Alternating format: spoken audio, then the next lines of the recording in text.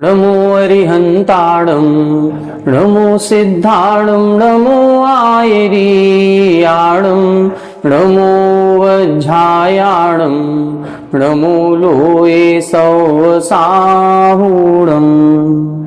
सिद्धं शुद्धं परमीय जिणिन्दवर्णेमि चन्दमकलङ्कं गुणरयणभूषणुदयं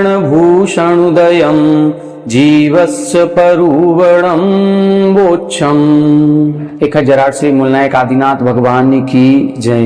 1008 श्री गोमटेश्वर बाहुबली भगवान की जय।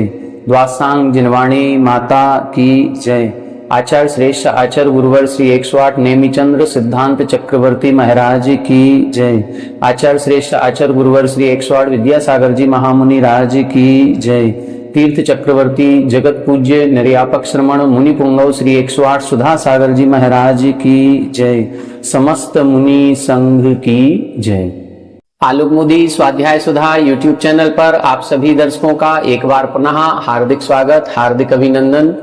पूज्यवर श्री 108 नेमिचंद्र सिद्धांत चक्रवर्ती महाराज द्वारा रचित श्री गोमटसार जीवकांड जी ग्रंथराज की इस स्वाध्याय श्रृंखला में हम सभी लगभग 60 गाथाओं का अध्ययन कर चुके हैं और इन 60 गाथाओं के अंतर्गत हमने ये जाना कि जीव का वर्णन 20 प्ररूपणाओं के माध्यम से किया जाता है।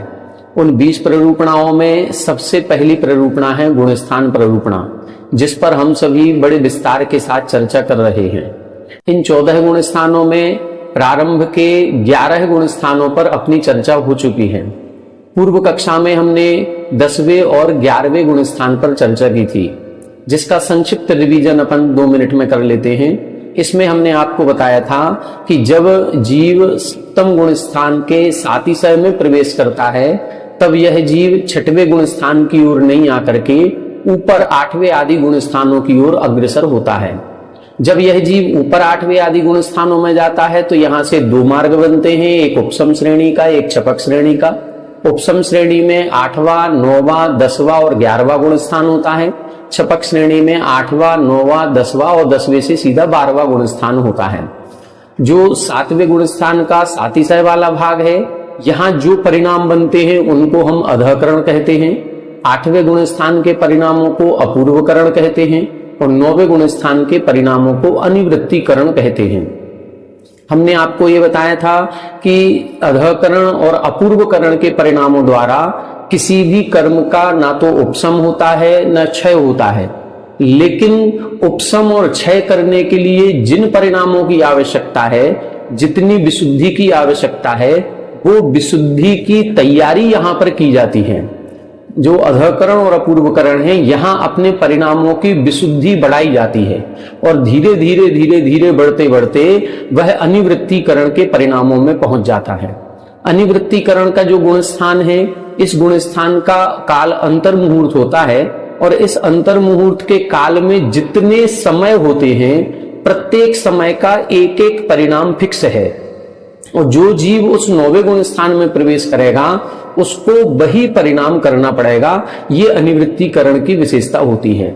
मतलब क्या हुआ, जो कर्म का उपशम या क्षय करने के परिणाम हैं वो फिक्स हैं, हमें वही परिणाम करना होंगे। तो 9वें गुण स्थान के अनिवृत्तिकरण के द्वारा ही जब जीव उपशम श्रेणी चढ़ता है तो चारित्र मोह की 20 प्रकृतियों का उपशम 9वें गुण स्थान में और एक संजुलन लोक प्रकृति का उपशम 10वें गुण स्थान में करता है। लेकिन वही जीव जब छपक श्रेणी आरोहण करता है तो छपक श्रेणी वाला चूंकि फिर नीचे नहीं उतरता है, ऊपर ही जाता है, तो वो केवल मोहिनी कर्म की 21 प्रकृतियों का क्षय नहीं करता, बल्कि इसके साथ साथ कुछ और कर्म और प्रकृतियां भी हैं जिनका भी क्षय 9वें गुण स्थान में होता है। हमने कल आपको 9वें गुण स्थान के 9 भाग बताए थे, जिसमें हमने आपको बताया था कि जब 9वें गुण स्थान का जो पहला भाग है उस पहले भाग में प्रवेश करता है तो इस पहले भाग में नाम कर्म की 13 और दर्शनावरण कर्म की 3 प्रकृतियों का क्षय होता है। दर्शनावरण की 3 प्रकृतियां 3 निद्राएं होती हैं, निद्रा निद्रा, प्रचला प्रचला और स्त्यान वृद्धि। और 13 प्रकृतियां नाम कर्म की होती हैं, नरगति नरगत्यानुपूर्वी, त्रियंच गति त्रियंच गत्यानुपूर्वी, एक इंद्री, 2 इंद्री, 3 इंद्री, 4 इंद्री जाति, फिर आतप, उद्योत, स्थावर, साधारण और सूक्ष्म। ऐसी 13 प्रकृतियां ये, तो 13 नामकर्म की और 3 दर्शनावरण की 16 प्रकृतियों का क्षय प्रथम भाग में होता है। दूसरे भाग से फिर 9वें भाग तक मोहिनी कर्म की जो 20 प्रकृतियां हैं उनका क्षय होता है। तो दूसरे भाग में नपुंसक वेद का, तीसरे भाग में स्त्री वेद का, चौथे भाग में प्रत्याख्यानावरण का, 5वें भाग में हास्यादि 6 नौकसायों का, 6वें भाग में पुरुष वेद का, फिर 7वें में संजुलन क्रोध, 8वें में संजुलन मान, 9वें में संजुलन माया। फिर 9वें गुण स्थान का जो और भाग बचा है उसमें संजुलन लोभ जो है उस लोभ को क्रस किया जाता है। और इस क्रस करने की हमने 4 अवस्थाएं आपको बताई थी। जब अनिवृत्ति करण में प्रवेश करता है तो प्रवेश करते समय जो संजुलन लोभ का अनुभाग है उसको हम पूर्व स्पर्धक कहते हैं। अनिवृत्तिकरण के परिणामों द्वारा उस पूर्व स्पर्धक का अनंत गुना अनुभागहीन कर दिया जाता है और अब उसकी एक नई अवस्था बनती है जिसको हम अपूर्व स्पर्धक कहते हैं। फिर इन्हीं परिणामों के द्वारा अपूर्व स्पर्धक के अनुभाग को और हीन हीन हीन हीन करते करते इतना हीन कर देते हैं कि अब वो बादर कृष्टि रूप अवस्था को प्राप्त होता है। फिर बादर कृष्टि करने के बाद फिर और हीन करते हैं तो फिर वह सूक्ष्म कृष्टि को प्राप्त हो जाता है। और वह सूक्ष्म कृष्टि को प्राप्त जब हो जाएगा इसके बाद फिर 10वें गुण स्थान में प्रवेश करते हैं। हमने इसके लिए आपको हल्दी का उदाहरण दिया था। हल्दी की जो मोटी गांठ होती है वो एक प्रकार से पूर्व स्पर्धक है। उसको हमने खल्लड़ में लुड़िया के माध्यम से कूट दिया, छोटे छोटे टुकड़े किए, वो अपूर्व स्पर्धक है। और छोटे टुकड़े किए वो बादर कृष्टि है। और फिर मिक्सी में चला करके पीस दिया, उसको बोलेंगे हम सूक्ष्म कृष्टि। अब 10वें गुण स्थान में प्रवेश किया और 10वें गुण स्थान में जो 10वें गुण स्थान के परिणाम होंगे उन परिणामों के द्वारा उस सूक्ष्म कृष्टि को प्राप्त जो लोभ था जिसका अनंत अनुभागहीन हो गया था उसको भी नष्ट कर दिया जाता है। जैसे ही ये सूक्ष्म लोभ नष्ट होता है जीव तुरंत 12वें गुण स्थान में पहुंचता है जहां उसका नाम पड़ता है क्षीण मोह। क्षीण मोह का मतलब क्या है? जहां पर मोह सर्वथा क्षीण यानी क्षय को प्राप्त हो गया। ऐसा जीव जिसके मोहिनी कर्म की एक भी प्रकृति की सत्ता नहीं है, उदय की बात नहीं कर रहा, सत्ता ही नहीं है। जो 11वें गुण स्थान में जीव जाता है 10वें से 11वें में उपसम श्रेणी वाला, उसके उदय एक भी प्रकृति का नहीं है, लेकिन सत्ता सभी प्रकृतियों की हो सकती है। 28 की भी हो सकती है। यदि वो छायक सम्यक दृष्टि है और उपसम श्रेणी चढ़ रहा है तो 21 प्रकृतियों की सत्ता होगी, भले उदय में एक भी नहीं है। लेकिन 12वें गुण स्थान वाला जीव ऐसा है, ना तो एक भी प्रकृति की सत्ता है और जब सत्ता नहीं है तो उदय का तो प्रश्न ही नहीं उठता। तो इसीलिए 12वें गुण स्थान का नाम है क्षीण मोह। और जैसे ही मोहिनी कर्म सर्वथा क्षीण हो जाता है एक वीतराग अवस्था प्रकट होती है। हम सभी लोग 6वें 7वें गुण स्थान वर्ती जो मुनिराज हैं उनको वीतरागी कहते हैं। ये वीतरागी हैं क्योंकि इन्होंने अनंतानुबंधी, अप्रत्याख्यानावरण और प्रत्याख्यानावरण इन कसायों के उदय में होने वाला जो राग द्वेष परिणाम है उसको जीत लिया है, इसीलिए ये वीतरागी हैं। लेकिन संजुलन कसाय के उदय में जो राग द्वेष परिणाम होते हैं उनको नहीं जीता था, इसीलिए ये पूर्ण वीतरागी नहीं है। ये सिद्धांत की भाषा में बात कर रहे हैं। जब सैद्धांतिक भाषा में बात की जाएगी तो पूर्ण वीतरागता कहां प्रकट होती है? पूर्ण वीतरागता 11वें और 12वें गुण स्थान में प्रकट होती है। इसीलिए 11वें और 12वें गुण स्थान का जो वास्तविक नाम है वो है उपशांत मोह छदमस्थ वीतराग। इसी तरह से क्षीण मोह छदमस्थ वीतराग। छदमस्थ वीतराग उपशांत मोह के साथ वीतराग शब्द लगाया गया, क्षीण मोह के साथ वीतराग शब्द लगाया गया, क्योंकि यही पूर्ण वीतरागता प्रकट होती है। जब मोहिनी कर्म की एक भी प्रकृति का उदय नहीं होता है तभी वीतरागता आएगी, क्योंकि राग के परिणाम मोह के उदय के कारण से ही होते हैं। अभी तक संजुलन लोभ का उदय चल रहा था या संजुलन कसाय का उदय था, इसीलिए पूर्ण वीतरागता नहीं थी। जैसे ही संजुलन लोभ का भी उदय समाप्त हुआ तो उपसम श्रेणी वाले के भी पूर्ण वीतरागता प्रकट हुई। बस अंतर इतना है कि उपसम श्रेणी वाले के लिए अंतर मुहूर्त के लिए हुई और जो छपक श्रेणी वाला था उसके लिए जो वीतरागता प्रकट हुई है वो अनादिकाल के लिए हो गई। अब अनंत काल तक वो वीतरागता कभी भी पुनः रागी नहीं हो पाएगी। वो जो एक बार वीतराग अवस्था प्रकट हुई है उसका कभी नाश नहीं होगा। छद्मस्थ शब्द क्यों लगाया गया? छद्मस्थ का मतलब होता है छद्म, छद्म का मतलब है आवरण, और आवरण में जो स्थित हैं, आवरण दो हैं, ज्ञानावरण और दर्शनावरण। तो यहां पर 11वें और 12वें गुण स्थान में वीतरागता तो प्रकट हो गई, लेकिन अभी सर्वज्ञता प्रकट नहीं हुई, अभी भी ज्ञानावरण और दर्शनावरण कर्म मौजूद हैं, इसीलिए इनको हम छद्मस्थ वीतराग कहते हैं। तो आज अपन को 12वें गुण स्थान का स्वरूप समझना है। 11वें गुण स्थान का स्वरूप अपन ने कल समझ लिया था। 11वें गुण स्थान में हमने आपको बताया कि उपसम श्रेणी वाला है, 11वें गुण स्थान में पहुंचा है, और 11वें गुण स्थान में संपूर्ण मोहिनी कर्म का उपसम हो गया। इसका काल अंतर मुहूर्त होता है। अब अंतर मुहूर्त के बाद यह जीव नियम से नीचे जाएगा, क्योंकि जिस प्रकृति को भी दबाया जाता है, कोई भी प्रकृति बहुत अधिक समय के लिए दबी नहीं रह सकती। जब संयुलन लोभ को दबाया है तो उसको मान लो 2 सेकंड के लिए दबाया है, तो 2 सेकंड बाद वो प्रकृति उदय में आएगी, और जैसे ही वो प्रकृति उदय में आएगी तो वापस गुण स्थान 10वां हो जाएगा। फिर जो 20 प्रकृतियों का जिस क्रम से उपसम किया था, उसी क्रम से उनका उदय आना शुरू होगा। जब उदय आना शुरू होगा तो वापस रिटर्न होना शुरू हो जाएंगे, और जब रिटर्न शुरू हो जाएंगे तो फिर 6वें 7वें गुण स्थान तक पहुंच जाएंगे। 12वें गुण स्थान वाला कभी भी नीचे की ओर नहीं आता। 11वें गुण स्थान के लिए इन्होंने एक उदाहरण दिया था, कतक फल से मिश्रित जल के समान। जैसे पानी में हम फिटकरी घोल दें तो फिटकरी के कारण से पानी की जो गंदगी है वो गंदगी नीचे की ओर बैठ जाती है उसी में, लेकिन अभी नीचे बैठी हुई है, उसका असर अभी दिखाई नहीं दे रहा है। इसी प्रकार से दूसरा उदाहरण दिया था शरद ऋतु के सरोवर के पानी की तरह। यहां पर सरोवर का पानी लेना है, लेकिन कौन सी ऋतु का? शरद ऋतु का। सावन और भादों का नहीं लेना है। सावन और भादों में जो स्थिति बनती है वो तो बाढ़ जैसी रूप स्थिति बनती है, और मिट्टी बह करके आती है, पूरा पानी मटमैला हो जाता है। हम लोग भी अभी घरों में जो पानी यूज करते हैं, या तो बरसात का पानी इकट्ठा कर लेते हैं वो यूज करते हैं, या फिर जो हमारा नल का पानी यदि आता है तो उसमें हम लोग भी फिटकरी घुमा देते हैं। और फिटकरी घुमाने के बाद वो पानी का मैल नीचे बैठ जाता है, फिर उसको छान करके, फिर उसको गर्म करके, और फिर उसको यूज करते हैं।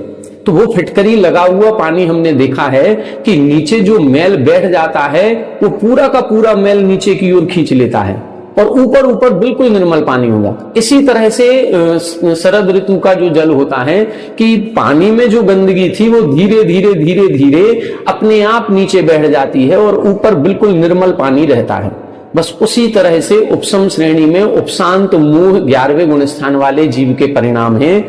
मोहिनी कर्म है, गंदगी है, आत्मा में है, लेकिन अभी वो कुछ समय के लिए नीचे बैठी हुई है, उदय में नहीं है। अब अपन को क्षीण मोह के परिणाम देखने हैं, 12वें गुण स्थान की क्या स्थिति बनती है। कल की कक्षा में अपन ने 61 नंबर तक की गाथाएं देख ली थी, आज अपन 62 नंबर से शुरू करेंगे। ऋष्ये से क्षीण मोहो फलिहामल भायणुदय समचित्तो, फलिहामल भायणुदय समचित्तो, क्षीण कसाओ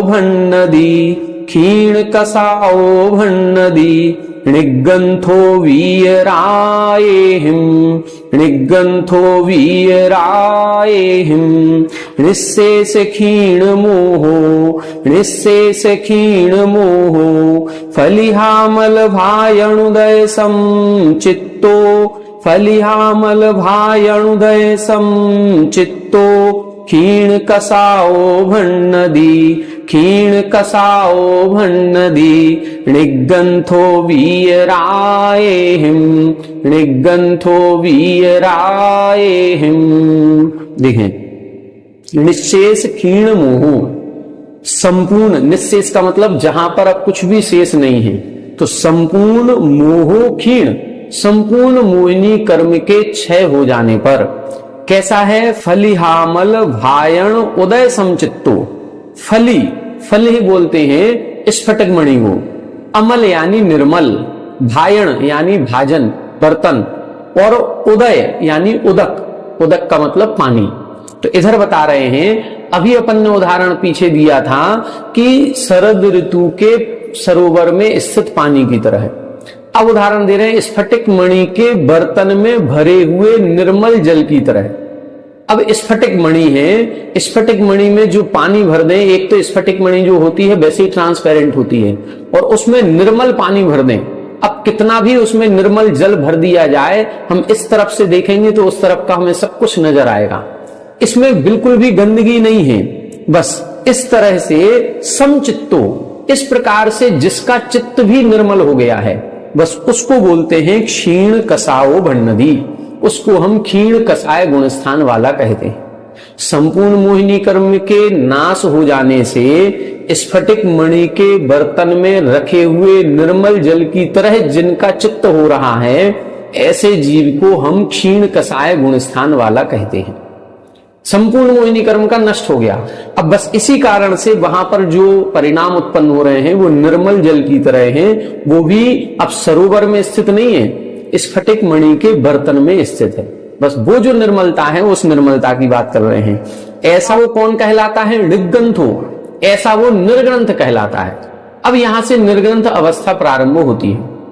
अपन ने मुनियों के भेद पढ़े थे, पुलाक, बकुस, कुशील, निर्ग्रंथ, स्नात का निर्ग्रंथ। ये निर्ग्रंथ है। निर्ग्रंथ 12वें गुण स्थानवर्ती जीव जो है वो निर्ग्रंथ कहलाते हैं। 13वें 14वें गुण स्थानवर्ती वो स्नातक कहलाएंगे। तो निर्ग्रंथ, पूर्ण निर्ग्रंथ अवस्था कहां प्रकट होती है? ये 12वें गुण स्थान में प्रकट होती है। वीरायहिम, ऐसा वीतरागियों ने कहा है, अर्थात जिन्होंने पूर्ण वीतरागता प्रकट कर ली है, जिनको सर्वज्ञता प्राप्त हो गई है, ऐसे सर्वज्ञ देव वीतराग देव ने ये वर्णन किया है। तो ये जो 12वां गुण स्थान है उसकी परिभाषा यहां पर स्वरूप बता दिया गया। संपूर्ण मोहिनी कर्म का क्षय हो गया। अब संपूर्ण मोहिनी कर्म का क्षय हो जाने के बाद अब 12वें गुण स्थान में क्या होता है? अब 12वें गुण स्थान का काल अंतर मुहूर्त है, और वह इस अंतर मुहूर्त के काल में जीव की विशुद्धि और बढ़ेगी, और उस विशुद्धि के कारण से यहां पर दूसरा शुक्ल ध्यान होता है। 8वें से 10वें गुण स्थान तक पहला शुक्ल ध्यान होता है, और पहले शुक्ल ध्यान के माध्यम से ये मोहिनी कर्म का क्षय हो जाता है। अब 12वें गुण स्थान में दूसरा शुक्ल ध्यान होगा, और इस दूसरे शुक्ल ध्यान के माध्यम से अब जो 3 घातीय कर्म हैं बचे हुए, ज्ञानावरण, दर्शनावरण और अंतराय, ये जो 3 कर्म हैं इनकी प्रकृतियों को नष्ट किया जाए। तो अब जो अपन कहते हैं जब केवल ज्ञानी बन जाते हैं तो वो केवल ज्ञानी 4 घातीय कर्मों के नाशक होते हैं। जिन्होंने 4 घातीय कर्म नाश कर दिया, ऐसे अरिहंत प्रभु, बस अब वो प्रोसेस यहां से प्रारंभ होगी। अभी मोहिनी कर्म का नाश किया था, मोहिनी कर्म का नाश हो जाने के बाद अब बचे हुए 3 घातीय कर्म। अब 3 घातीय कर्मों की कितनी प्रकृतियां हैं? ज्ञानावरण की 5 प्रकृतियां होती हैं, तो 5 ज्ञानावरण की प्रकृतियां। अंतराय की भी 5 प्रकृतियां होती हैं, तो 5 अंतराय कर्म की प्रकृतियां। और दर्शनावरण की कितनी होती हैं? 9 प्रकृतियां। तो 9 में से 3 प्रकृतियों को अभी अपन ने 9वें गुण स्थान के प्रथम भाग में क्षय कर दिया था। निद्रा निद्रा, प्रचला प्रचला और स्त्यान वृद्धि, ये 3 का क्षय कर दिया था। तो अब 3 तो वो है ही नहीं। तो दर्शनावरण की कितनी प्रकृतियां बची? 6 प्रकृतियां। ज्ञानावरण की 5, अंतराय की 5 और दर्शनावरण की 6, ऐसी 16 प्रकृतियों का क्षय यहां पर किया जाएगा। तो अब ये 16 प्रकृतियां इस 12वें गुण स्थान में क्षय को प्राप्त होंगी। तो 12वें गुण स्थान का जो अंतर मुहूर्त का काल है, जब वह बिल्कुल अंतिम समय आएगा, तो उस अंतिम समय के एक समय पहले, मतलब उपांत समय में, सेकंड लास्ट समय में निद्रा और प्रचला, इन 2 प्रकृतियों का क्षय करते हैं। जो 5 निद्राएं थी, 5 निद्राओं में से 3 निद्राओं को 9वें गुण स्थान में क्षय किया। अब 2 निद्राएं बची, तो 2 निद्राओं को सबसे पहले क्षय करेंगे उपांत समय में, और जो अंतिम समय आएगा, अगला समय, उस अगले समय में बची हुई 14 प्रकृतियां नष्ट होंगी। 4 दर्शनावरण की, चक्षु दर्शनावरण, अचक्षु दर्शनावरण, अवधि दर्शनावरण, केवल दर्शनावरण। 5 ज्ञानावरण की, मति ज्ञानावरण, सुत ज्ञानावरण, अवधि ज्ञानावरण, मनःप्रय ज्ञानावरण और केवल ज्ञानावरण। और 5 अंतराय की, दानांतराय, लाभांतराय, भोगांतराय, भोगांतराय, वीर्यांतराय। ऐसे 14 प्रकृतियों को एक साथ एक ही समय में नष्ट करते हैं। और जैसे ही ये 16 प्रकृतियां नष्ट होती हैं, फिर 13वां गुण स्थान प्रकट होता है, जिसका नाम है सयोग केवली। अब यहां केवली अवस्था प्रकट हो जाएगी। अब यहां पर केवल ज्ञान प्रकट हो जाएगा। केवल ज्ञान, केवल दर्शन आदि जो 4 अनंत चतुष्टय हैं, अनंत ज्ञान, अनंत दर्शन, अनंत सुख और अनंत वीर्य, ये 4 गुण आत्मा में प्रकट हो जाएंगे। ज्ञानावरण कर्म नाश हुआ तो अनंत ज्ञान प्रकट हो गया, दर्शनावरण नाश हुआ तो अनंत दर्शन प्रकट हो गया, अंतराय कर्म के नाश हो जाने से अनंत वीर्य प्रकट हुआ, और मोहिनी कर्म के नाश हो जाने से अनंत सुख नाम का एक गुण प्रकट होता है। ऐसे 4 अनंत चतुष्टय, अनंत जिनके आगे लगा है, अनंत का मतलब है असीम, इनकी कोई सीमा नहीं है, इसीलिए अनंत शब्द लगाया गया है। तो ऐसे 4 अनंत चतुष्टय प्रकट हो जाते हैं, केवल ज्ञान केवल दर्शन प्रकट हो जाता है, 4 घातीय कर्म नष्ट हो जाते हैं। तो इस कारण से अब उनको हम केवली भगवान कहते हैं, उनको हम जिन कहते हैं, उनको हम परमात्मा की संज्ञा देते हैं। अब ये परमात्मा कहलाते हैं। इन्हीं परमात्माओं की हम मंदिर में मूर्ति विराजमान करके उनको पूजते हैं, उनकी पूजा करते हैं, उनकी भक्ति स्तुति करते हैं। अब इस 13वें गुण स्थान का स्वरूप अपन को देखना है। देखें अगली 2 गाथाओं में इस 13वें गुण स्थान का स्वरूप बताया गया है। आइए देखें। केवलनाण दिवायर, केवलनाण दिवायर, किरण कलावप्पणासी यन्नाणु, किरण कलावप्पणासी यन्नाणु, नव केवल लद्धुगम, नव केवल लद्धुगम, सुजनीय परमप्पवव एषो, सुजनीय परमप्पवव एषो, केवलनाण दिवायर, किरण कलावप्पणासी यन्नाणु, नव केवल लद्धुगम, सुजनीय परमप्पवव एषो। देखें अब यहां बता रहे हैं केवल राण दिवायर। अब क्या हुआ? केवल ज्ञान रूपी दिवाकर यानी सूर्य प्रकट हुआ है। और आपने देखा होगा जैसे भक्तामर जी में भी आपने पढ़ा है कि जो रात भर का काला घना अंधकार होता है, उस घने अंधकार को भी सूर्य की जो पहली किरण निकलती है वो पहली किरण नष्ट कर देती है। बस इसी तरह से इधर कह रहे हैं केवल ज्ञान दिवाकर। अब केवल ज्ञान रूपी सूर्य जब प्रकट हुआ है तो उसकी किरण कलाव, किरण कला का मतलब क्या है? किरणों का जो समूह प्रकट हुआ है उस समूह के द्वारा नासीय अन्नाणु, संपूर्ण अज्ञान अंधकार नष्ट हो गया।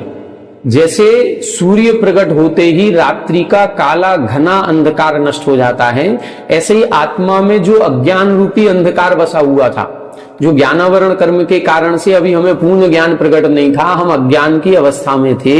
आपने देखा होगा जो औदयिक भाव है उस औदयिक भाव में एक भाव अज्ञान भी कहा गया, और वह अज्ञान भाव कहां तक होता है? 12वें गुण स्थान तक। जहां तक ज्ञानावरण कर्म का उदय है वहां तक अज्ञान भाव है।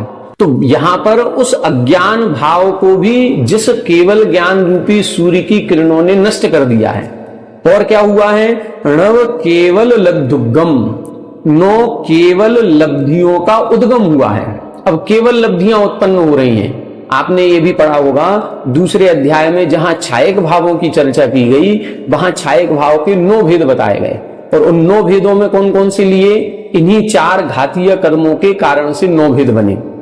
ज्ञानावरण के नाश हो जाने पर छायक ज्ञान, दर्शनावरण के नष्ट हो जाने पर छायक दर्शन, मोहिनी कर्म में जो दर्शन मोहिनी प्रकृतियां हैं उन 7 प्रकृतियों के नष्ट हो जाने पर छायक सम्यक्त्व, शेष 21 प्रकृतियों का क्षय हो गया तो छायक चारित्र। और फिर अंतराय कर्म की जो 5 प्रकृतियां हैं, दानांतराय लाभांतराय आदि, इन प्रकृतियों के क्षय हो जाने पर छायक दान, छायक लाभ, छायक भोग, छायक उपभोग और छायक वीर्य। ऐसे ये 9 गुण प्रकट होते हैं। सामान्य से अपन 4 अनंत चतुष्टय कहते हैं, और इन्हीं को हम विस्तार कर दें तो ये 9 केवल लब्धियां कहलाती हैं।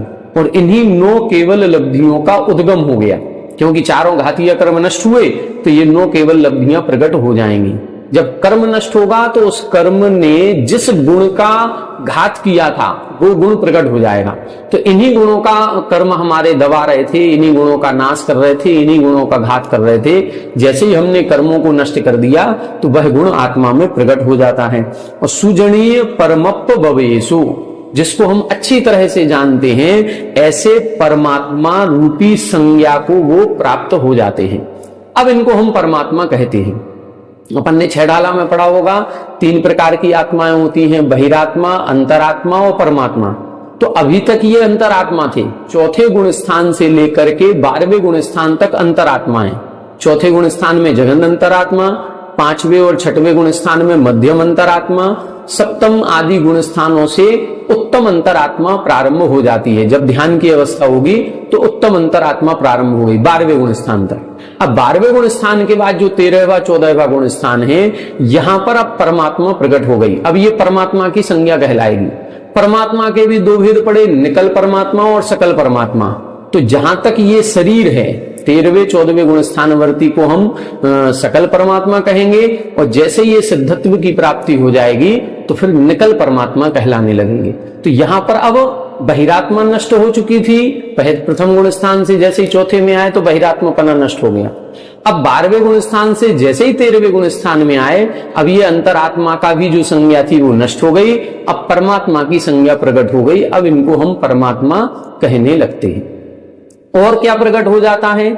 ये इस गुण स्थान का नाम जो संयोग केवली है वो क्यों रखा गया, इसको अगली गाथा में बता रहे हैं। असहायणान दंसण, असहायणान दंसण, सही ओ इदि केवली हुजोगेण, सही ओ इदि केवली हुजोगेण, जुत्तोत्ति सजोग जिणो, जुत्तोत्ति सजोग जिणो, अणाइड हेणारी से उत्तो, अणाइड हेणारी से उत्तो, असहायणान दंसण, सहियो इदि केवली हुजोगेण, जुत्तोत्ति सजोग जिणो, अणाइड हेणारी से उत्तो।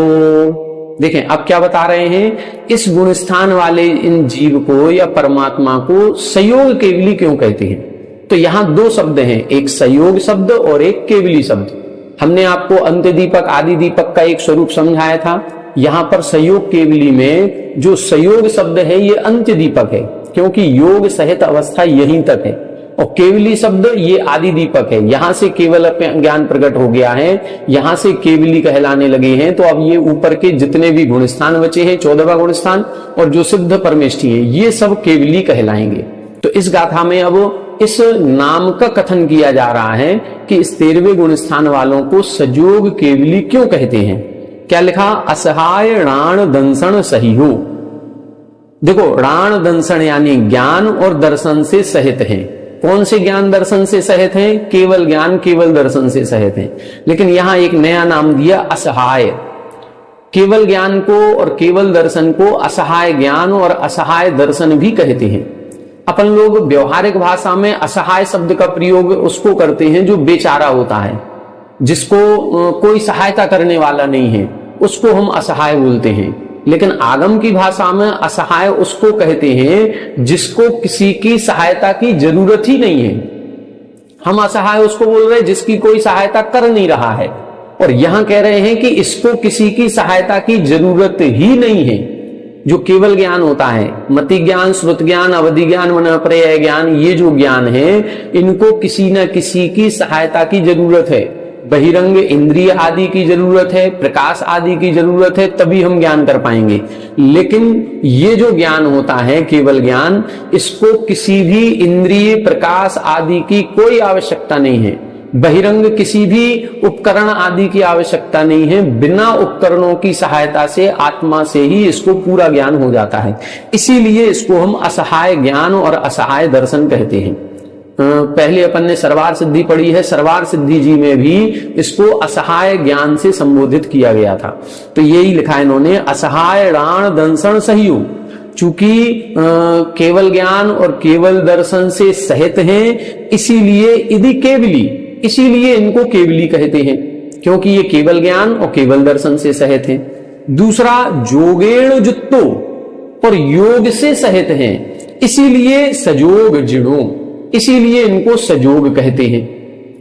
दो शब्द देखना है, एक केवली और एक संयोग। तो संयोग केवली, तो योग सहित हैं, इसीलिए संयोग शब्द लगाया, और केवल ज्ञान केवल दर्शन से सहित हैं, इसीलिए इनको क्या लगाया है, केवली शब्द।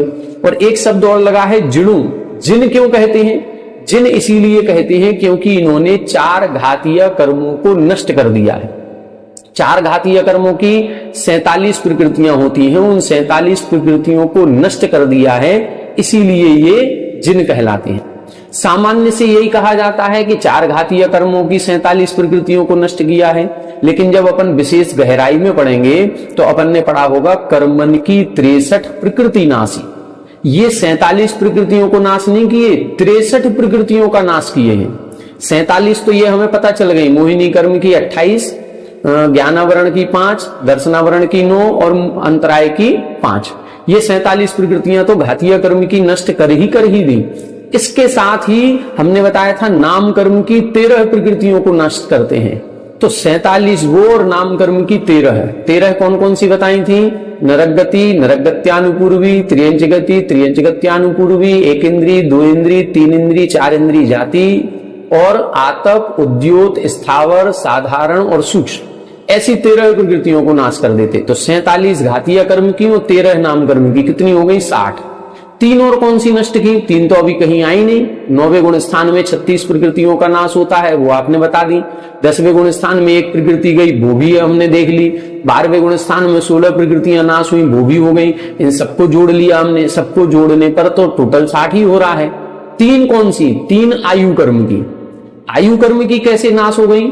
आयु कर्म की ऐसे नाश हो गई क्योंकि हमने आपको एक सिद्धांत बताया था कि छपक श्रेणी पर वही जीव आरोहण करता है जिसने किसी भी आयु का बंध नहीं किया हो। और जब किसी भी आयु का बंध नहीं किया तो फिर उसकी सत्ता में केवल एक आयु बची है, जो मनुष्य आयु, जिसको वो भोग रहा है। बध्यमान आयु तो है ही नहीं, उसने आगामी किसी आयु का बंध किया नहीं है। तो बाकी जो 3 आयु है, नरक आयु, त्रियंच आयु और देवायु, ये 3 आयु उसकी सत्ता में है ही नहीं। और जब सत्ता में है ही नहीं तो इनको नाश करने का प्रश्न ही नहीं उठता। इनका नाश अयत्न साध्य माना जाता है। सर्वार्थ सिद्धि जी में जहां पर इसी छपक श्रेणी की चर्चा की गई है, वहां पर उन्होंने 2 प्रकार से वर्णन किया, अयत्न साध्य और यत्न साध्य। अयत्न साध्य का मतलब जहां प्रयास किए बिना ही कर्म नष्ट हो गए। तो जब छपक श्रेणी आरोहण किया तो ये 3 आयु कर्म तो बिना प्रयास के ही नष्ट हो गए, क्योंकि इनका बंध ही नहीं किया। तो 3 आयु और जोड़ लेंगे और बाकी जो 60 प्रकृतियां हैं इनको पुरुषार्थ पूर्वक परिणामों की निर्मलता विशुद्धि के कारण से नष्ट किया है, इसलिए इनको यत्न साध्य कहते हैं। तो ऐसे 63 प्रकृतियों का नाश कर देते हैं, इसीलिए ये जिन कहलाते हैं। अब 63 प्रकृतियां नाश हो गई, अब कुल कितनी बची? कुल प्रकृतियां थी 148, 63 नष्ट हो गई, अब बची 85 प्रकृतियां। अब इन 85 प्रकृतियों को कैसे नाश करेंगे? तो इनको 14वें गुण स्थान में नष्ट करते हैं। अब 13वें गुण स्थान में एक भी प्रकृति नाश को प्राप्त नहीं होती। अब जो 4 अघातीय कर्म बचे हैं, आयु कर्म बचा है, नाम कर्म बचा है, गोत्र कर्म बचा है और वेदनी कर्म बचा है। ये कर्म जो बचे हैं, अब इनको नाश करने की प्रक्रिया यहां प्रारंभ होती है। तो 13वें गुण स्थान में कैसे नाश किया जाता है? 13वें गुण स्थान में यदि किसी जीव ने 8 वर्ष अंतर मुहूर्त में 13वां गुण स्थान प्राप्त कर लिया, केवल ज्ञान प्रकट कर लिया, और 1 पूर्व कोटि की आयु है, तो 1 पूर्व कोटि की आयु पर्यंत अब वो किसी भी प्रकृति का नाश नहीं करेगा, कोई भी ध्यान नहीं होता है, कुछ भी नहीं होता। अब तो केवल तीर्थंकर है तो समौशरण आदि विहार होता रहेगा, दिव्य ध्वनि खिलती रहेगी, बस ये काम चलेगा। फिर जब आयु का अंतिम अंतर मुहूर्त आता है तब जाकर के केवली समुद्घात होता है, योगों का निरोध होता है, और योग निरोध आदि करने के बाद फिर तीसरा शुक्ल ध्यान होता है, और तीसरे शुक्ल ध्यान करने के बाद फिर 14वें गुण स्थान में पहुंचते हैं। और फिर 14वें गुण स्थान में योग रहित अवस्था होते ही अयोग केवली होते हैं, और उस अयोग केवली गुण स्थान में शेष 85 प्रकृतियां नाश को प्राप्त होती हैं। उपांत समय में 72 प्रकृतियां और अंत समय में 13 प्रकृतियां नष्ट होती हैं। ऐसे 85 प्रकृतियां नाश होती हैं। अब कल की कक्षा में हम ये सारी प्रोसेस पढ़ेंगे। केवली समुद्घात क्या कहलाता है, कब करते हैं, योग निरोध कैसे किया जाता है, कब करते हैं, और तीसरा शुक्ल ध्यान कब किस अवस्था में किया जाता है, और इनसे क्या काम होता है, क्या इसका प्रतिफल निकलता है। ये सारी विषय जो अपना रह गया है, इस विषय को अपन कल पढ़ेंगे। उसमें ये सारी चीजें बताई जाएंगी, और शेष 85 प्रकृतियों को कैसे नाश करते हैं, कैसे सिद्धत्व की प्राप्ति होती है, और 14वें गुण स्थान का क्या स्वरूप है, इस सभी प्रसंगों को अपन कल की कक्षा में पढ़ेंगे। आज की कक्षा में अपना समय हो गया, आज इतना ही। आप सभी हमारे साथ बने रहें। सभी को जय जय।